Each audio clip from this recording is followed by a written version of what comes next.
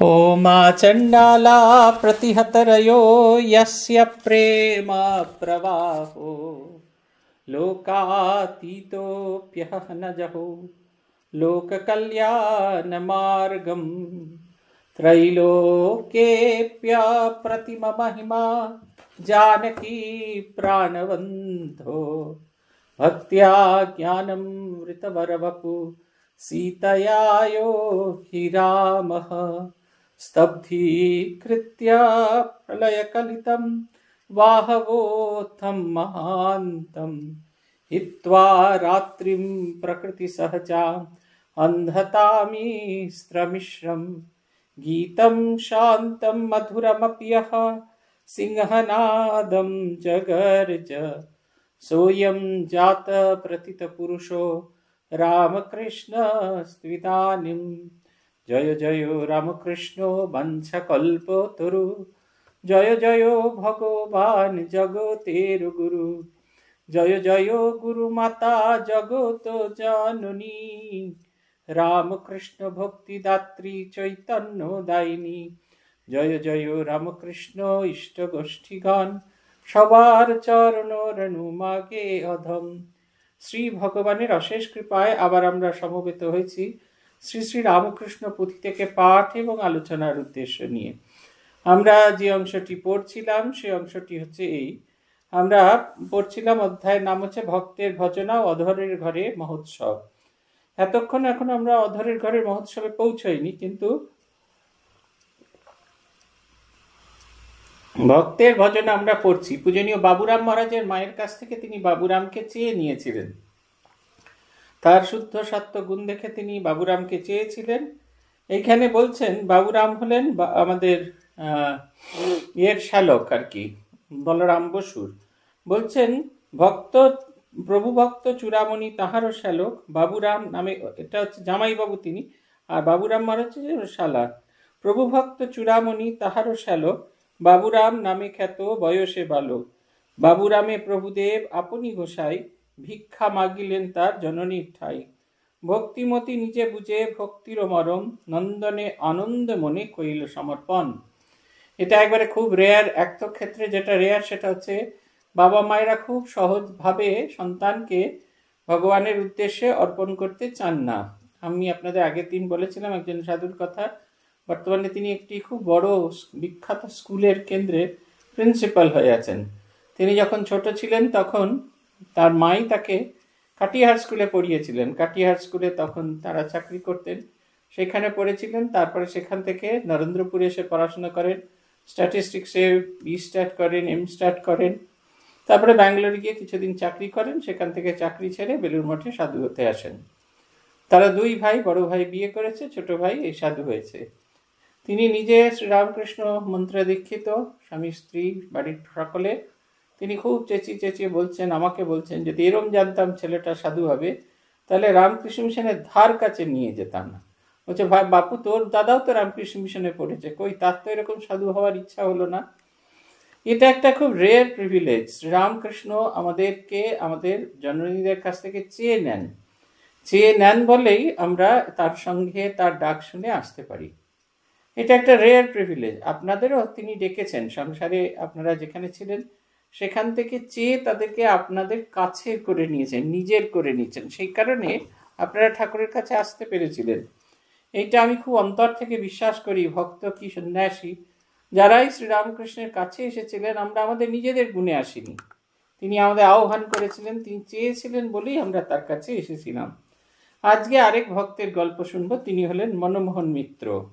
আর এক ভক্ত গোষ্ঠী কন্যাগরে ঘর, শ্রীমনমোহন মিত্র গৃহী ভক্ত ভর। রত্নগর্ভা জননীর ভক্তি হৃদে ভরা, সকলেই ভক্তিমতী যতেক কন্যারা। নন্দিনী গণের মধ্যে সর্ব উচ্চ স্থান, রাখাল বনিতা যার বিশ্বেশ্বরী নাম।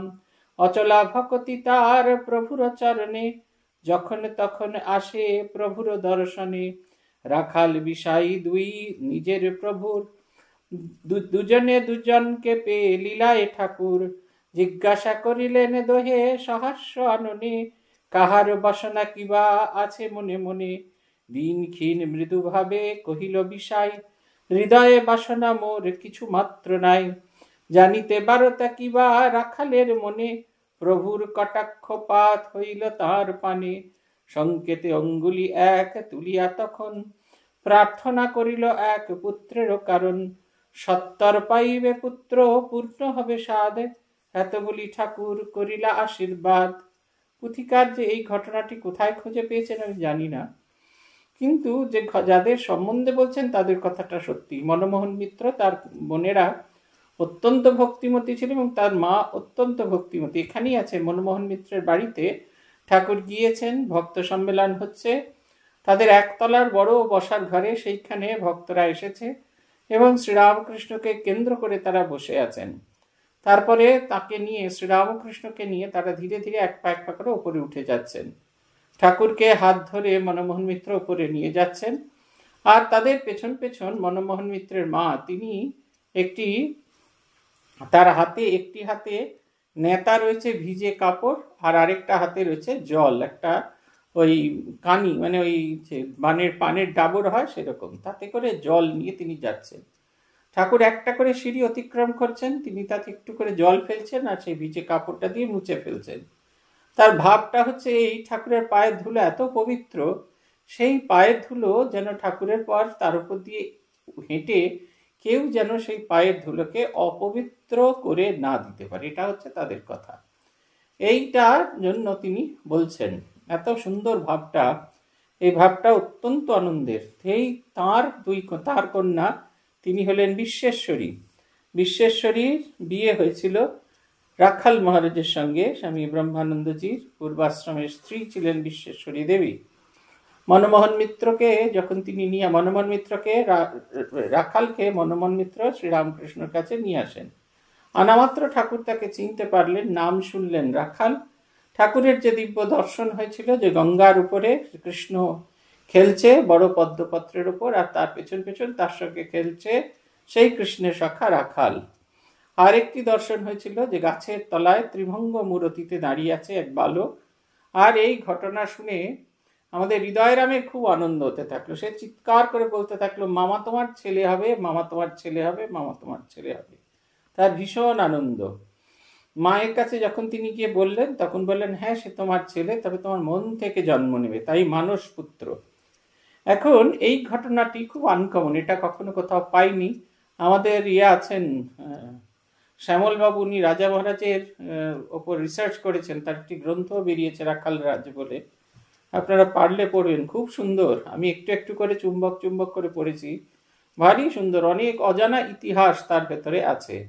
এই ঘটনাটা সেখানে আছে কিনা আমি জানি না। ঠাকুর দেখা মাত্র দুজনকে দেখিয়ে জিজ্ঞেস করলেন, রাজা মহারাজ এবং বিশ্বেশ্বরীকে জিজ্ঞেস করলেন, তোমাদের মনে কিরকম কি বাসনা কামনা কি আছে?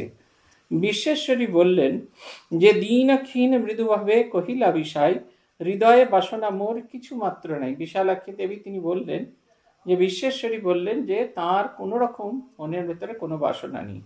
রাজা মহারাজকে জিজ্ঞাসা করলেন, রাজা মহারাজকে দেখে তারপরে একটা আঙ্গুল এমনি করে তুললেন, নারায়ণ যেরকম এক আঙ্গুল তুললেন সেরকম তুলে বললেন, তোমার একটি পুত্র সন্তানের বাসনা আছে, অবশ্যই তোমার একটি পুত্র সন্তান হবে, খুব শীঘ্র তুমি পুত্র পাবে। এবং এই পুত্র সন্তান হয়ে গেলেই সংসারের প্রতি স্বামী ব্রহ্মানন্দজির সম্পূর্ণ যে মন সেটি উঠে আসবে। অবতারে লীলায় প্রভু নারায়ণ, অহেতুক প্রেম যেন কইলা প্রদর্শন। উপমায় তার আর কোথাও না মিলে, প্রভাবে যাহার লোক বাপ মায়ে ভুলে।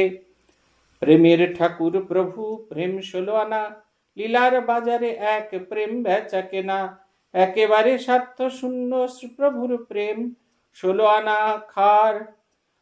আনা খার যেন নিকশিত হেম। তাহার বেলাতে করে মাধুর্যের রস, যে জুটে এ হাটে হয় শ্রীপ্রভুর বস।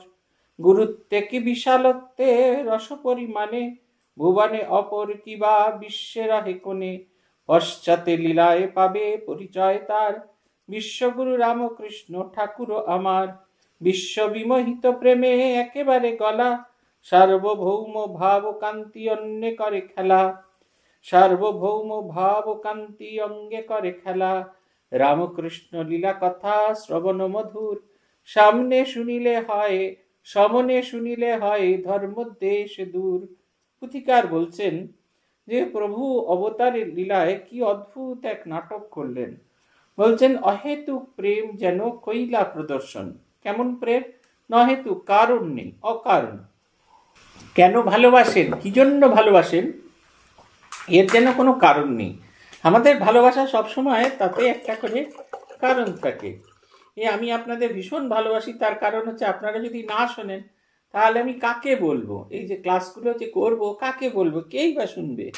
কেউ তো শুনবে না। আপনারা দয়া করে আসেন, তাই আমার অদ্ভুত ভালোবাসা। আপনারা না এলে, দেরি করে এলে আমার মন খারাপ হয়। এই যে নানা রকমের জিনিস আছে, এই রকম কিন্তু অবতারের ভালোবাসা এরকম নয়। সে কিচ্ছু চায় না। কেন ভালোবাসে? ভালোবাসার জন্য ভালোবাসছে। তার ভালোবাসতে ভালো লাগে তাই তিনি ভালোবাসেন। তিনি যদি না ভালোবাসেন তাহলেও কিন্তু কিচ্ছু এসে যাবে না, কিন্তু তবুও তিনি আমাদের অসম্ভব ভালোবাসেন, উজাড় করে ভালোবাসেন। এত ভালোবাসেন যে ভালোবাসার কোনো তুলনা হয় না। তাই বলছেন যে তাঁর ভালোবাসার অহেতুক প্রেম যেন কৈলা প্রদর্শন। এই অবতারে ভগবান যেন অহেতুক প্রেম করলেন, তার যেন অহেতুক ভালোবাসা উজাড় করে দিলেন। এত ভালোবাসা সেটা উজাড় করে দিলেন। বলছেন তিনি যখন ভালোবাসেন, যাকে ভালোবাসেন তার কি হয় সেটা বলছেন। উপমায় তার আর কোথাও না মিলে, প্রভাবে যাহার লোকে বাপ মায়ে ভুলে। প্রেমের ঠাকুর প্রভু প্রেম 16 আনা, লীলার বাজারে এক প্রেম বেচা কেনা। একেবারে স্বার্থ শূন্য শ্রীপ্রভুর প্রেম, 16 আনা খাড়া যেন খাড় যেন নিকষিত হেম। বলছেন এই যে এমন ভালোবাসা কোথাও না মেলে, এমন ভালোবাসা কোনো জায়গায় না মেলে। তাদের ভালোবাসা এরকম ছিল, তাদের ভালোবাসা এত তীব্র ছিল। বা বাপ মা যে আমাদের এত কাছের, এত প্রিয়, তাদেরও আমাদের প্রিয় বলে বোধ হতো না। তাদের মনে হতো যে না, তারা কিচ্ছু নয়, নাথিং। তারা যেন অনেক দূরের মানুষ, তাদেরকে আমার অপ্রয়োজন, তাদের কোনো প্রয়োজন আমার নেই। এটা হচ্ছে কথা। বলছেন অপ্রয়োজনীয়, এইটা অদ্ভুত একটা কথা তিনি বলছেন যে ঠাকুরকে এত ভালোবাসে মানুষ যে বাবা মার প্রতি ভালোবাসা সেটাও যেন অকেজ হয়ে যায়, অপ্রয়োজনীয় বলে আমাদের বোধ হতে থাকে। ঠাকুরের প্রতিরূপ ছিলেন, ঠাকুরের মাতৃভাব ছিলেন শশী মা, তার ভেতরে এইরকম ভালোবাসার প্রকাশ আছে। বিরজানন্দজি গিয়েছেন, দুটো ছবি অপূর্ব। একটা হচ্ছে বিরজানন্দজি গিয়েছেন শশীর মায়ের কাছে জয়রাম বাটিতে, সেইখানে শারদানন্দজির সাথে যোগিনমা, গোলাপমা কয়েকজন মিলে তারা গিয়েছেন জগদ্ধাত্রী পুজোয়। তিনি সেই মাকে সাহায্য করবেন বলে গিয়েছেন। তারপরে সারাদিন ধরে জগদ্ধাত্রী পুজোয় কাজ টাজ করছেন। মায়ের সঙ্গে তার ভীষণ ভালোবাসা হয়েছে। প্রথম যেদিন মাকে গিয়ে প্রণাম করলেন, মা চুমু খেয়ে, এই ঠোঁট থেকে চুমু খেয়ে এরকম করে যেরকম বয়স্ক মানুষরা খায় সেরকম খেয়ে তাকে বরণ করে নিলেন। এত ভালোবাসা কখনো দেখেননি আগে, কিন্তু এত ভালোবাসা এরকম কখনো ভাবেননি। চলে আসার দিনটি অদ্ভুত। তারা সেই গরুর গাড়িতে করে তারা ঘুরঘুর করে এগিয়ে যাচ্ছেন, মা তাদের পেছন পেছন যাচ্ছেন। যত মাকে বলা হচ্ছে মা আপনি আর যাবেন না, মা কিন্তু সেই সঙ্গে সঙ্গে যাচ্ছেন। সেই রাস্তা পেরিয়ে যখন বড় রাস্তায় পড়ে গেল, মা সেইখানে দাঁড়িয়ে আছেন। যত দূর দেখা যায় তত দূর থেকে যেন তিনি মাকে দেখতে পাচ্ছেন। বিরজানন্দজি ফিরে এসে লিখলেন যে শূন্য হৃদয়ে ফিরে এলাম। শূন্য হৃদয় বা বলি কেন, ভালোবাসায় পূর্ণ এক হৃদয় নিয়ে ফিরে এলাম। আমাদের বাড়িতেও তো মা ছিলেন, তিনিও ভালোবাসতেন, কিন্তু এমন ভালোবাসা এর আগে কখনো পাইনি। দ্বিতীয় স্মৃতি কথাটা আলমবাজার মঠে, তখন বেলুর মঠ, তখন রামকৃষ্ণ মঠ, তখন আলমবাজার মঠে। সেইখান থেকে একদিন নীলাম্বর মুখোপাধ্যায়ের বাগান বাড়িতে শ্রী মা আছেন, বিরজানন্দজি তার সঙ্গে দেখা করতে এসেছেন। বারবার ম্যালেরিয়ায় ভুগে ভুগে তার চেহারাটা খুব খারাপ হয়ে গেছে। মা দেখেই একেবারে কেঁপে উঠলেন, বললেন এ কি বাবা, এ কি করেছো? আরে ওরা সব সাধু সন্ত, ওরা সব ভিক্ষা করে খায়, ওরা কি পুষ্টিক খাবার খাওয়াবে? তুমি মাস দুয়েকের জন্য বাড়ি যাও, কিছুদিন বাড়িতে গিয়ে থেকে খেয়ে দিয়ে মোটা হয়ে এসো। বিরজানন্দজি ভীষণ ভেঙে পড়লেন, ওপর থেকে নিচে নেমে আসতে যোগানন্দ মহারাজ তাকে বলে, ওটা মা এই কথা বলেছেন? তা বললি না কেন? যে মা আমি কি নিয়ে থাকবো বাড়িতে, তোর তো দীক্ষা হয়নি, যা গিয়ে বল। আবার তিনি ওপরে উঠে গেলেন, উপরে গিয়ে মাকে বললেন, মা আমি কি নিয়ে থাকবো? মা বললেন, ও তোমার দীক্ষা হয়নি, ঠিক আছে, আগামীকাল তোমার দীক্ষা হবে। পরের দিন যথারীতি ওই মায়ের ঘরেতে তার দীক্ষা হলো। তারপরে মাতাকে সেদিনকে খুব পেট ভরে অনেক রকম নানা রকম পঞ্চব্যঞ্জনে আপ্যায়িত করলেন। তারপরে চলতি নৌকায় তুলে দেওয়া হলো। টিপ টিপ করে বৃষ্টি পড়ছিল। মা ঠাকুরুন সেই বারান্দার খোলা অংশে দাঁড়িয়ে আছেন, যেখানে টিপ টিপ করে বৃষ্টি পড়ছে। বাতে মায়ের পায়ের এত যন্ত্রণা হচ্ছে, মা বাঁ পাটি মেঝেতে ধরতে দিতে পারছেন না। তিনি সেই রেলিংটিকে ধরে দাঁড়িয়ে আছেন ব্যালেন্স করার জন্য। আর ওইদিকে নৌকার উপর দাঁড়িয়ে আছেন বিরজানন্দ, কালীকৃষ্ণ। তারা এগিয়ে চলেছেন, দুজন দুজনকে যত দূর দেখা যায় তত দূর দেখতে পাচ্ছেন। দুজনেই বৃষ্টিতে ভিজছেন। একজনের চোখ দিয়েও জল পড়ছে, বাইরেও জল পড়ছে, আরেকজনের চোখ দিয়ে জল পড়ছে, বাইরেও জল পড়ছে। মা ঠাকুরুন বললেন, কালীকৃষ্ণর মনে আজকে যে কি কষ্ট হয়েছিল সে আমি অন্তর দিয়ে অনুভব করতে পারছি, কিন্তু কালীকৃষ্ণের এইটার প্রয়োজন আছে। এই যে ভালোবাসা, এই অদ্ভুত এক ভালোবাসা, আমরা বাবা মায়ের ভালোবাসা ভুলে যাই এই কারণে। বলছেন, লীলার বাজারে এক প্রেম বেচা কেনা, একাধারে স্বার্থশূন্য শ্রীপ্রভুর প্রেম, 16 আনা খাড় যেন নিকষিত হেম। যখন সোনাকে সেই ইয়েতে করে সোহাগায়, খাড়া এখানে সোহাগার জলে ডুবিয়ে তারপরে নিয়ে আসা হয়, সেই যেন মনে হয় যেন সেই সোনা গলে গলে পড়ছে, নিকষিত হেম। অদ্ভুত তার স্বর্ণ রঙটা উজ্জ্বল হয়ে ওঠে সেইটা। ঠাকুরের ভালোবাসাও ঠিক সেই রকম ক্ষারহীন, তার নানা পরীক্ষার মধ্যেও সেটি যেন প্রমাণ করে দিতে পেরেছে তার পুততা, পবিত্রতা। তাহার বাসাতে করে, তাহার বেশাতে করে মাধুর্যের রস, যে জুটে এ হাটে হয় শ্রীপ্রভুর বশ। বলছেন তিনি যেন রস বিক্রি করতে এসেছেন। কিরকম রস? না, মাধুর্যপূর্ণ রস, এমন রস যে রসেতে মানুষ বশ হয়ে যায়। ঠাকুরের গল্প আছে, তিনি মোদকের বাড়িতে গিয়ে রাত্রি বাস করছেন। ঠাকুর আছেন, মা আছেন, হৃদয়রাম আছে। মোদকের ভারী ইচ্ছা, বদনগঞ্জে মোদকের ভারী ইচ্ছা যে ঠাকুর তার বাড়িতে, ঠাকুর নয়, কোনো একজন সন্ন্যাসী তার বাড়িতে 3 দিন থাকবে, তবে সে তার নতুন বাড়িতে বাড়ির লোকজন নিয়ে আসবে। এমন সময় সেইখানে ঠাকুর সেই দিন একদিনের জন্য থাকবেন বলে গিয়েছেন। হৃদয়রাম বলেছেন পরের দিন তাকে বেরিয়ে পড়তে হবে, কিন্তু ঠাকুরের ইচ্ছা তিনি সেখানে 3 দিন থাকেন। এমন সময় সেদিন দুপুর থেকে অসম্ভব বৃষ্টি হতে শুরু করলো। ঘন কালো মেঘ, বৃষ্টি হয়েই চলল। 1 দিন, 2 দিন, 3 দিন থাকার পর 4th দিন সকালে বৃষ্টি, মেঘ কেটে গেল, সূর্য উঠলো, ঠাকুর রওনা দিল।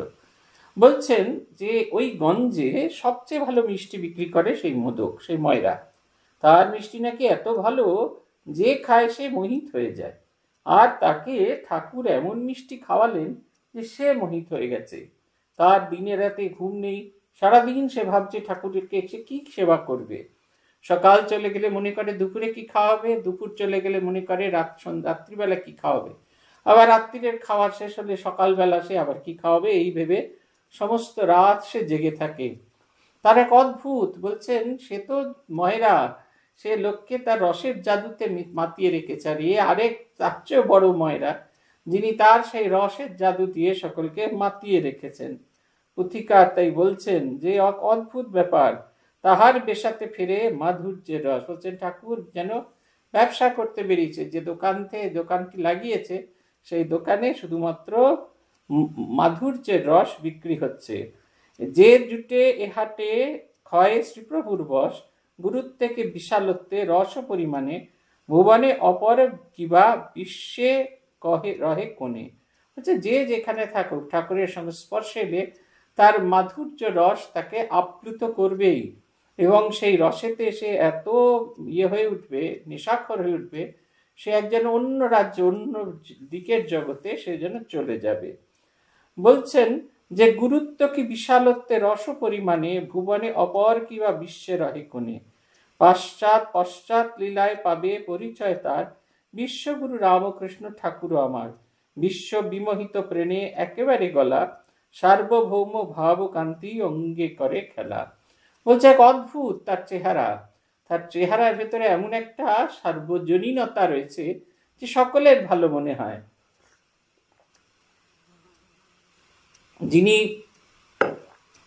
যিনি শাক্ত তার মনে হয় এ আমারই মতো, যিনি বৈষ্ণব তার মনে হয় সে আমারই মতো। যে তার কাছে আসে তিনি তার মতো হয়েই তাকে দেখা দেন, ফলে সকলের কাছে তিনি খুব আকর্ষণীয়। পুথিকার বলছেন রামকৃষ্ণ লীলা কথা শ্রবণ মধুর, সমনে শুনিলে হয় ধর্ম দেশ দূর। বলছেন এই অদ্ভুত মাধুর্যপূর্ণ এই কথা, তাই এই কথা শুনলে মন ভালো হয়ে যায়, মন ভালো হয়ে যাওয়ার কথা। পুতিকার লিখছেন, ভক্তাবাসে ভিক্ষা লীলা উৎসব সহিত চলিতেছে ক্রমাগত না হয় স্থগিত। ভক্তবর শ্রী অধর সেন ম্যাজিস্টার, উৎসব তাহার ঘরে হয় বারবার। উৎসবে জনতা বহু লোক সমাগমী, সামান্য না হয় তার ব্যয় বিলক্ষণ। ভাগ্যবান যে বাজারে শ্রীপ্রভু সদয়, কাহারে ভবনে প্রভু চন্দ্রের উদয়। সঙ্গে যাবতীয় ভক্ত তারকার মেলা, তারকার মালা, অতীব আনন্দকর মহোৎসব লীলা। ভিক্ষা লীলা শ্রীপ্রভুর লয়ে ভক্তগণ, রঙ্গ ছলে ভক্ত সঙ্গে কথোপকথন। ইহার ভিতরে আছে উদ্দেশ্য লীলার, সযতনে শুনো মন পাবে সমাচার। পুতিকার বলছেন, ভক্ত বাড়িতে গিয়ে ঠাকুর ভিক্ষা গ্রহণ করছেন, এই যেন অদ্ভুত এক লীলা। এবং সে ভক্ত বাড়ি বেশ বড় লোকের বাড়িতে। কেন? তার দুটি উদ্দেশ্য। বড় লোকের বাড়ি হলে সে বাড়ি খুব প্রশস্ত হবে, অনেক জায়গা হবে, ফলে ভক্তরা অনেক ভক্ত সমাগম হবে, তাদের প্রত্যেকের বসার মতো জায়গা হবে। আর তিনি চাইতেন সকল যেন একটু করে প্রসাদ পায়, তাই তিনি সেই প্রসাদের ব্যবস্থা করতে পারবে। বড় লোক হলে সে প্রসাদের ব্যবস্থা করতে পারবে, তাই তাঁর বাড়িতে, সেই ভক্তের বাড়িতে তিনি ভক্ত লীলা করতে চাইছেন। এইটা একটা অদ্ভুত ব্যাপার। বলছেন, ভাগ্যবান যে বাজারে শ্রীপ্রভু সদয়, তাহার ভবনে প্রভু চন্দ্রের উদয়। সে ভাগ্যবান যার বাড়িতে ঠাকুর এসেছেন, এবং সে তার ভাগ্যবান বলেই ঠাকুর তার বাড়িতে নিজেকে প্রকাশ করেছেন, নিজেকে তার বাড়িতে নিয়ে এসেছেন।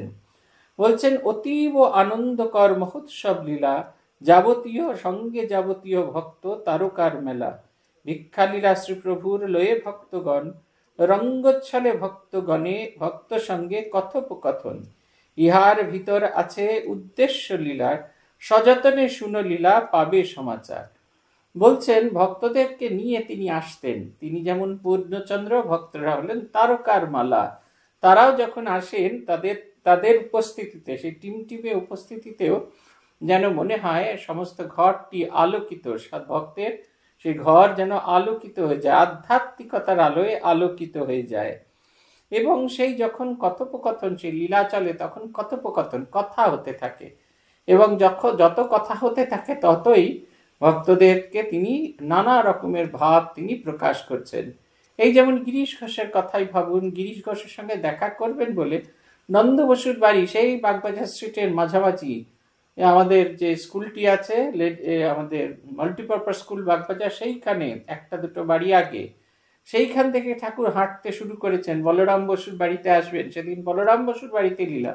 ঘোড়ার গাড়িতেই আসতে পারতেন, না না, ঘোড়ার গাড়িতে কিছুতেই আসবেন না, পায়ে হেঁটে নন্দ বসুর বাড়ি থেকে এলেন, যাতে গিরিশ ঘোষের সঙ্গে তার দেখা হয়। তিনি তার চোখের কোণ দিয়ে গিরিশ ঘোষকে বাণ ছুঁড়ে মারলেন। গিরিশ ঘোষ অদ্ভুত চির অহংকারী, যে কারুর সামনে মাথা নত করে না, তার মনে হচ্ছে ঠাকুরকে আরেকটু দেখি। ঠাকুর এক পা করে হেঁটে যাচ্ছেন বলরাম বসুর বাড়ির দিকে। গিরিশ ঘোষ অবাক বিস্ময়ে তার দিকে তাকিয়ে আছেন। গিরিশ ঘোষের মনে হচ্ছে যে ওখান থেকে আহ্বান এলে তিনি এক্ষুনি চলে যাবেন, এবং যথারীতি খানিক বাদেই আহ্বান এলো যে ঠাকুর তাকে ডাকছেন। এই যে ভক্তদের বাড়িতে এসে একজনের সমস্ত জীবনের পরিবর্তন করে দিচ্ছেন, সেই গিরিশে শ্রীরামকৃষ্ণের সঙ্গে কথা বলা, সেই গিরিশে শ্রীরামকৃষ্ণকে প্রথম ভালো লাগা, যা পরবর্তীকালে পল্লবিত হয়েছিল। তিনি বলছেন, আমি যদি জানতাম ঠাকুর এত পবিত্র, তাহলে এবং আমার সমস্ত অপবিত্রতাকে তিনি হরণ করে নেবেন, তাহলে আরো বেশি পাপ করতাম। ঠাকুরের আরো বেশি লীলা তিনি যেন লক্ষ্য করতে পারতেন। বলছেন, ইহার ভিতরে আছে উদ্দেশ্য লীলার, সযতনে শূন্য লীলা পাবে সমাচার। এই যে ঠাকুর ভক্তের বাড়িতে আসছেন, এসে আলু ভাতে, পটল ভাতে এসব খাচ্ছেন, এই শুধু খাওয়া নয়, এর মধ্যে দিয়ে একটা অদ্ভুত একটা অর্থবহুল যাত্রা আছে, যে যাত্রার কারণে তারা সে মুগ্ধ হয়ে আছে। পুথিকার বলছেন, এই একবার মহোৎসব অধরের ঘরে, অনেক সম্ভ্রান্ত বর্গ একত্রিত করে। ইদানিং নব্য সভ্য সবে পাশ করা, বিশ্ববিদ্যালয়ের উপাধি প্রাপ্ত তারা। চাটুর্যে বঙ্কিমচন্দ্র, পদে ম্যাজিস্টর, নব্য সভ্যদের মধ্যে ভারী নাম তার। সবান্ধবে উপনীত আজিকার দিনে, একদিকে সমাসীন ব্রাহ্ম ভক্তগণে, তাহার মধ্যে বড় মিষ্ট কণ্ঠ যিনি, ত্রৈলোক্য সান্যাল নামে সুবিদিত তিনি। দলবল বাদ্যযন্ত্র সঙ্গেতে লইয়া, প্রভুর প্রতীক্ষায় আছেন বসিয়া। এমন সময় প্রভু দিলা দর্শন, সঙ্গে একা শ্রীপ্রভুর নিত্য নিরঞ্জন। পূর্বাবধি রাখাল আছেন এইখানে, রাখালে অধরে ভারী ভাব দুইজনে। এবে হইয়াছে প্রায় 6 দণ্ড রাতি, তান্ত্রিক কর্মতে শুদ্ধ অমাবস্যা তিথি। প্রভুর আছিল রীতি হেন শুভ দিনে, ক্রিয়াকাণ্ড আচরণ তান্ত্রিক বিধানে। কি প্রকার ক্রিয়াকাণ্ড তাহে কিবা কয়, কি প্রকার ক্রিয়াকাণ্ড তাহে কিবা হয়, প্রকাশিতে না পারিনু তার পরিচয়।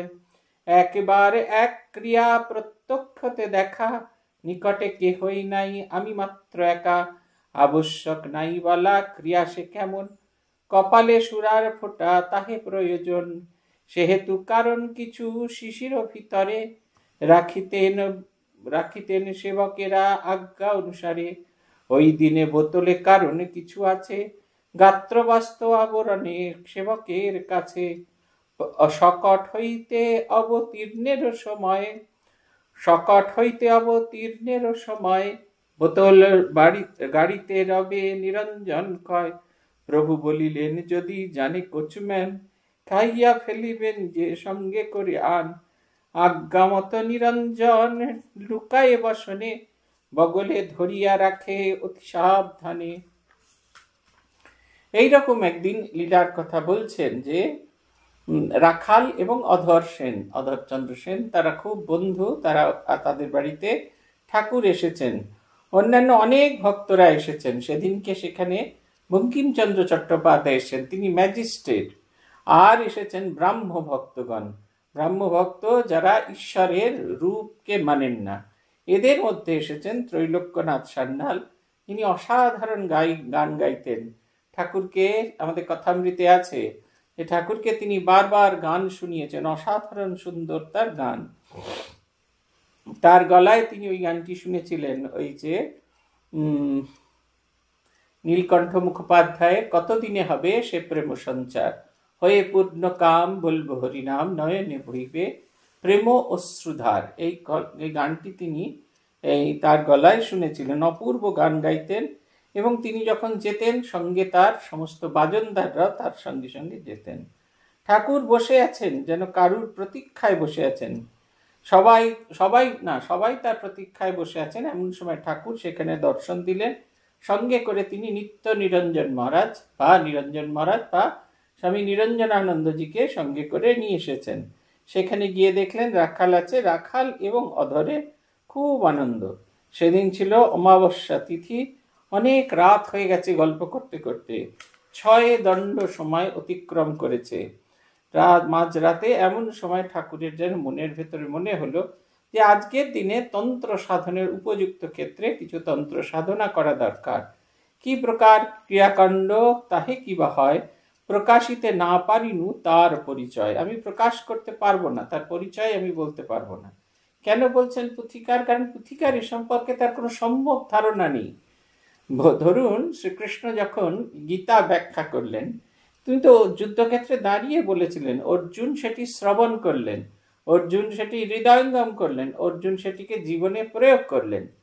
আবার একই সঙ্গে যা যা ভগবান বললেন সেটি সঞ্জয় শুনলেন এবং শুনে সেটি ধৃতরাষ্ট্রকে বললেন।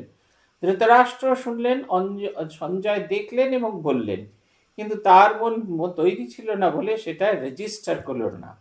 আবার অন্যদিকে যখন তিনি তার বিশ্বরূপ দর্শন দেখাচ্ছেন, তখন কৌরব পক্ষ তারাও সেই বিশ্বরূপ দর্শন করলো। তারা ভেবেছে শ্রীকৃষ্ণ বোধহয় তারাবাজি খেলছে। দেখুন, ভগবান তার সেই অনন্ত রূপ দর্শন করাচ্ছেন, চোখের সামনে দর্শন হচ্ছে, সবাই দেখতে পাচ্ছে না। পুথিকার তাই বলছেন যে কি প্রকারে ক্রিয়াকাণ্ড তাহে কিবা কয়, তাহে কিবা হয়, প্রকাশিতে না পারিনু তার পরিচয়। এর যে কি পরিচয় সেটা আমি মুখে বলে উঠতে পারবো না। আবশ্যক নাই বলা ক্রিয়া সে কেমন, কপালে সুরার ফোঁটা তাহে প্রয়োজন। সেই হেতু কিছু কারণ কিছু সুরার শিশির ভিতরে রাখিতেন সেবকেরা আজ্ঞা অনুসারে। বলছেন তাতে আর অন্য কোনো উপকরণ লাগবে না, একটু মদ লাগবে, একটা কপালে একটা ফোঁটার মতো মদ দেবে। সেই কারণে ঠাকুরের মাঝে মাঝে লাগতো বলে একটু মদ একটা শিশির মধ্যে রাখা আছে। নিরঞ্জন চলেছেন ঠাকুরকে নিয়ে, ঘোড়ার গাড়িতে করে যাচ্ছেন, নামবার সময় জিজ্ঞেস করছেন, আচ্ছা এই সুরার বোতলটা কি এখানে রেখে যাবো? তার লজ্জা হচ্ছে, মদের বোতল নিয়ে যদি কেউ জানতে পারে কি হবে।